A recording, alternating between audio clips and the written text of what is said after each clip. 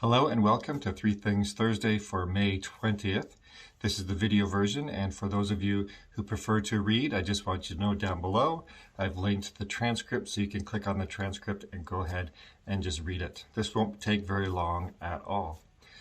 Number one, I just want to remind you or bring your attention to the fact that today we have reached the highest number of single-day COVID cases in Manitoba. This is the worst it's ever been. I think it was just a week ago we set one record, and now we've broken that record and set it again.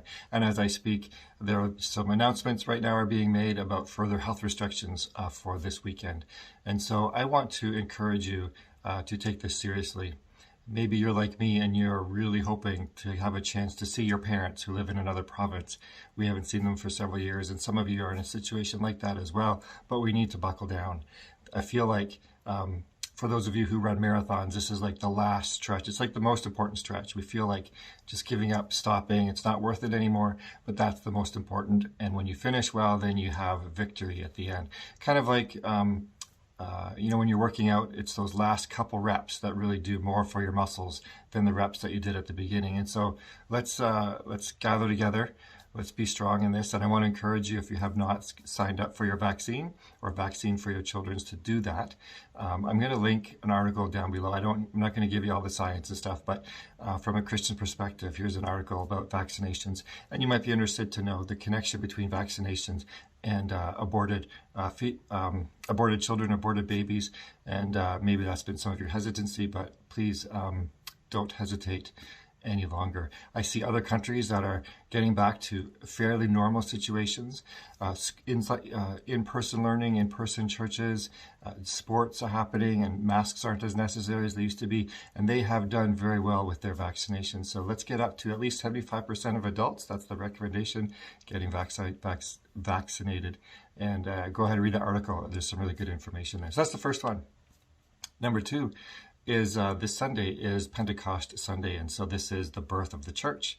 And I know Jesus talked about the church, because we've talked about this recently, before Acts chapter 2, but we celebrate this as the birth of our church. And so please gather together. If you can, gather together on Sunday morning with us at 10 a.m. That would be great. Let's chat with each other and let's see who's gathering together at the same time. If you can't meet then Saturday you can watch it on YouTube, or later in the week you can watch on Facebook. But anyways, if you can, because this is the birth of the church, the celebration, meet 10 a.m. The link is on our website.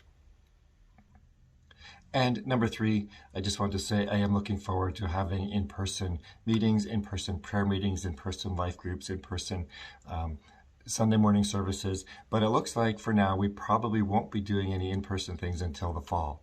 And so I'm hoping that in September we can get back to whatever the new normal is going to be. And so I just want to give you a heads up. But at the same time, things change every week.